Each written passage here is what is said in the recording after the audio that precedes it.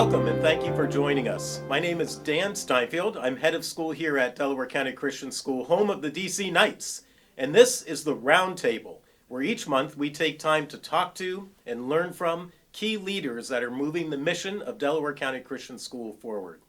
We're very blessed to have with us this morning Kristen Levis and Stacy Hicklin. Stacy's a middle school science teacher. Kristen is our lower school assistant head. But most importantly, they lead our professional development, and they are leading our Teaching for Transformation project here at Delaware County Christian School, part of our strategic plan for this year. So, ladies, would love to just start by having you explain to us what is Teaching for Transformation. Teaching for Transformation is a framework that empowers teachers to create authentic learning experiences that invite, nurture, and empower our students to not only see God's story, but live out God's story. And God's story is a big part of what TfT is about. And we use the framework of creation, fall, redemption, and renewal. And looking at that. And often we can see that as something other than our own experience. But we see how that impacts every lesson, every unit. And then take it a step further and say, you're invited to play a role in this story. Yeah. Teaching for Transformation, we'll refer to it as TfT. Why is DC adopting Teaching for Transformation, or TfT? Several years ago, a team of teachers and administrators met to discuss Christian deeper learning. And what does that look like, and what would it look like at DC? So through that process, we investigated several models of deeper learning, and we looked very closely at two specifically, and felt like Teaching for Transformation was the one that aligned best with our school and our mission and vision for our students. So how will Teaching for Transformation, or TfT, help support our DC teachers in living out our mission, which is to educate students who will serve God and impact the world through biblical thought and action? That's a great question. As a faculty member and as a teacher, I feel like it supports me because not only does TfT really support good pedagogy, but it gives me tools, common language, professional development, just techniques that help me not only work in my classroom, but work with other colleagues to develop a common language. We're all, we can be siloed sometimes in our own classrooms, but this kind of opens up conversation. I'm making a lot of connections with the other middle school teachers that are starting to adopt TfT, and I think that's helping me meet the mission in my own classroom, and I think the other teachers feel that as well. I think also it's opening doors to make connections between divisions. Because when we're planning and thinking together as a faculty, there have been some natural moments of connection between the lower school and the middle school, or middle school and high school. Yeah, I think the unity in language and just in technique and tools with some of those core practices is going to help our students. It's going to multiply the impact. Yeah. I'll throw in, the definition of Christian deeper learning is this concept of being the people of God's story who are doing real work to form themselves and impact the world. And so this framework, as you said, provides a framework for teachers to give students a tangible way to live out the DC mission statement, to impact the world as they go. Right, and one of the core practices, it's called FLEX, it's formational learning experiences, exactly that. It's focusing on what is the real work we're doing, meeting real needs for real people. Yeah, that's great. So tell us a little bit about the process of how we adopted the TfT framework here at DC. Okay, so Teaching for Transformation provides us with what's called a school designer, which is pretty much a coach or a consultant who's walking along beside us through a 3-year process.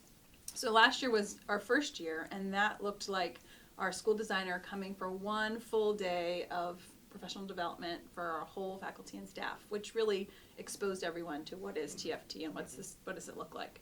But during that same year, Stacy and I walked the faculty through 8 different modules, just sort of helping us learn about the core practices and really just the ideas of TFT. There were a few teachers that kind of wanted to dive in deeper, but Teaching for Transformation specifically aligns this so that it's a slow process that we can really dig deep in and think about and own before we're charged to do it. So that was year one. Right now we're in our second year, which includes having a team of early adopters who are just teachers who volunteered to start implementing this in year two. So the early adopters are walking through some intensive training over the school year, 8 different days of training, and trying to adopt these things. While those early adopters are working, the whole faculty will spend time going through and investigating the through lines, which is one of the core practices of TFT, and seeing how they align with our school's mission and also our curriculum and how we can tie those things together. That's great. You mentioned this concept of through lines. Can you give us an example of one of those and how they are these core practices that wrap into TFT? Yeah. So a couple are community builder, justice seeker, servant worker. They're all ways that we really reflect the image of God, and they're ways to practice living out the story and being a part of the story. Yeah, that's excellent. So, servant worker, and, at DC, a core value is servanthood, right? And the idea that no matter what field we're in, whether it's history or science or math, we can find ways to bring that through line and serve and bring that as a running theme through anything we're studying and anything we go to apply in real life. That's excellent. Right.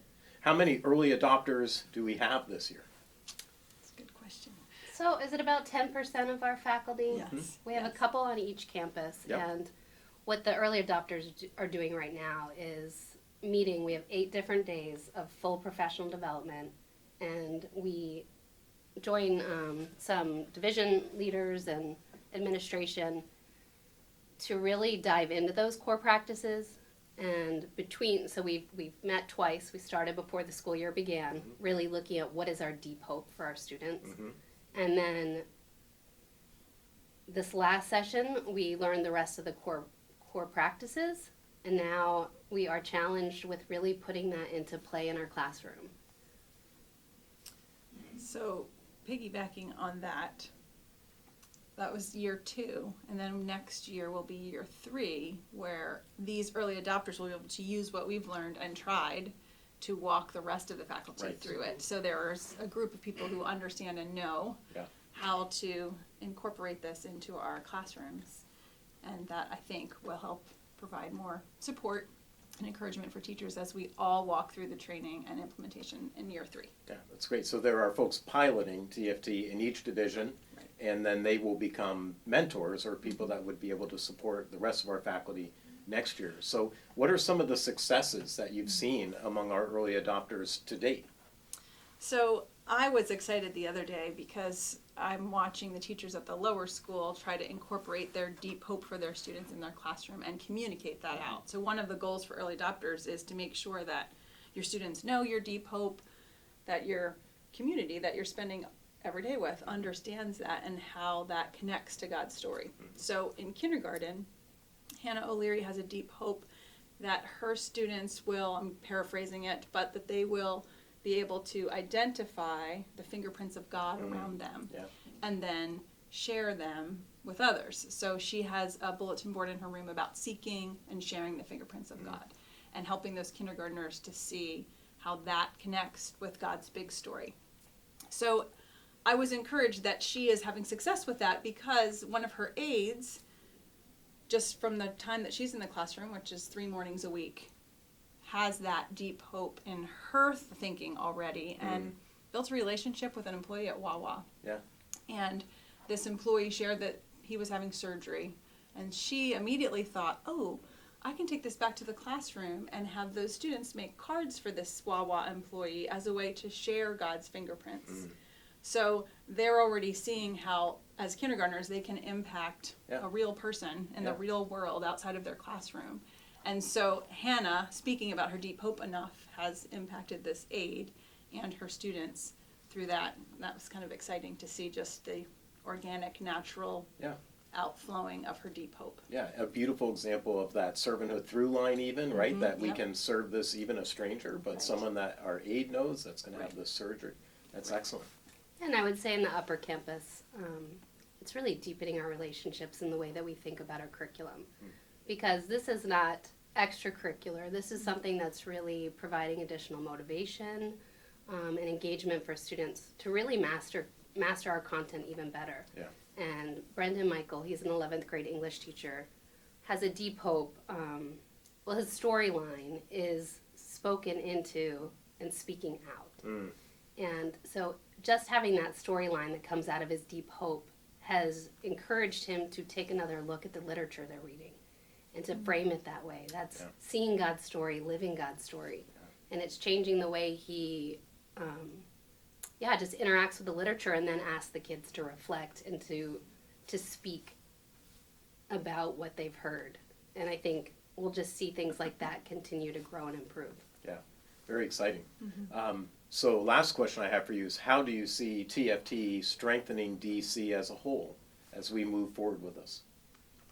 When I think about that, the thing that is most exciting about TfT for me is the way that it will empower teachers to be able to really teach biblically.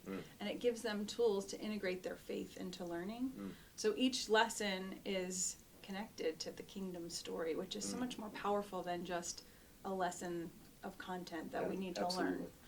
Even just to make us more intelligent. It just is more meaningful. Yeah. So I think that that's probably the biggest strength, is that we're connecting all of these lessons and activities to something bigger than what they are. And it's exciting for me, as even a parent of a high school student, that they would have the opportunity to connect what they're doing in this day-to-day grind of school to the bigger picture of God's story, which just strengthens our whole community and the impact that we will have.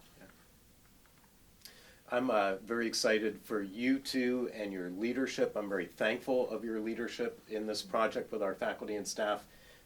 As I see this impacting DC, we've talked about with our strategic plan about core agility and the idea of the importance of the liberal arts and our students still learning the liberal arts, but then that application side, that they take what they're learning and use it and see in real time the opportunity they have to build God's kingdom now as elementary students or middle school, high school students. And I'm very thankful for the core agility that this is building into our program as we move forward. So thank you for leading. We've talked a lot about teaching for transformation in this time, and we've talked about deep hopes. And so I'll share my deep hope for our community is that we would be men and women after God's own heart who do all of his will while living into our unique places of redemptive impact within God's story. Thank you for joining us for the round table. We look forward to seeing you next month with another special guest who's leading DC forward.